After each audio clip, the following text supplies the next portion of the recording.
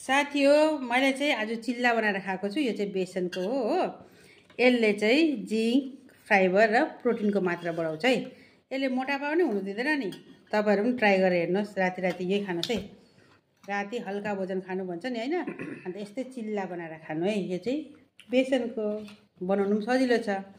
यसमा के हाल्नु छ भने बेसनमा चाहिँ तपाईले क्याप्सिकम छ भने हाल्नुहोस् हैन, मुला हाल्नुहोस्, अनि गाजर हाल्नुहोस्, बीट हाल्नुहोस्, कुनै पनि सब्जी हाल्नुहोस् अनि यसरी बनाएर खानुहोस् है।